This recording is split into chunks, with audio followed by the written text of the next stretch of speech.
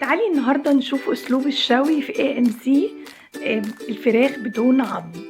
أنا متبلة الفراخ، قطعة الفراخ بتاعتي بصل بودر، توم بودر، فلفل أسمر، عصرة ليمونة، مش أكتر ولا أقل.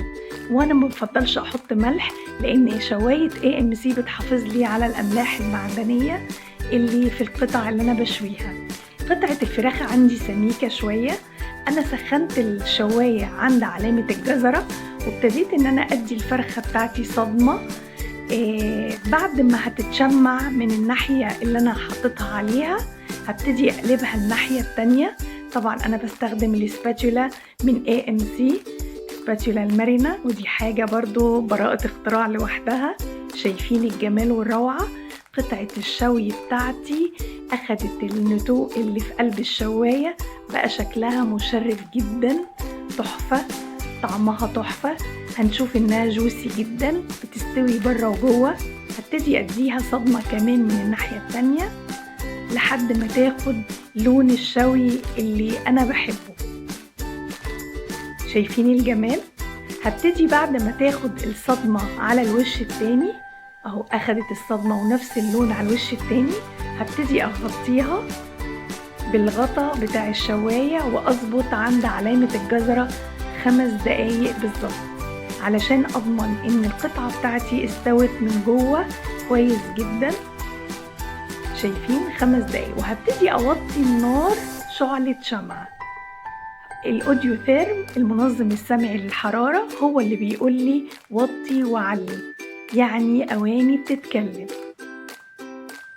هحط الشواية على شعلة شمعة، هيعدي ال5 دقايق، قطعة الفراخ بتاعتي استوت. هنشوف دلوقتي، هتبقى تحفة، جوسي جدا، مستوية بره وجوه، حاجة كده روعة. شايفين الجمال بقى؟ يا خبر! طب وتنظيف الشواية ده انا اكتر حاجة بتتعبني هي تنظيف الشواية. هنشوف دلوقتي شواية AMC بتتنضف ازاي. شايفين الشوي على الناحيتين؟ تحفة. تعالوا نشوف تنظيف الشواية هيكون ازاي، وبعدين نقطع الفراخ الحلوة دي بشوية مية وهي سخنة جدا. هنحط فيها شوية مية بسيطة جدا وهغطيها بالغطا مجرد 5 دقايق او اقل من كده كمان. هنلاقي الشواية بتاعتنا بقت زي الفل، وممكن كمان بمنديل كلينكس هننضفها وهنشوف دلوقتي. شايفين؟ تعالوا بقى نشوف قطعة الفراخ، يا ترى استوت؟ شايفين الجمال؟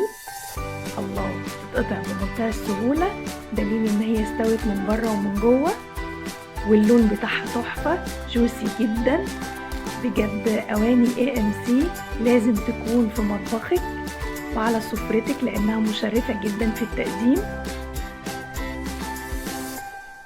اواني تريحك وتقدري تعملي رجيم براحتك. شايفين الجمال؟ حاجة روعة. تعالوا بقى نشوف كده الشواية هتنضف بايه؟ بمنديل كلينكس. ولا ولسه سخنة، يعني ممكن نعمل دور تاني فيها كمان. شايفين؟ بمنتهى السهولة والبساطة بتنضف شواية AMC، بتشوي فيها كل حاجة وبدون دهون. بجد AMC أواني لازم تقتنيها في بيتك لأنها تستحق، وانتي كمان تستحق.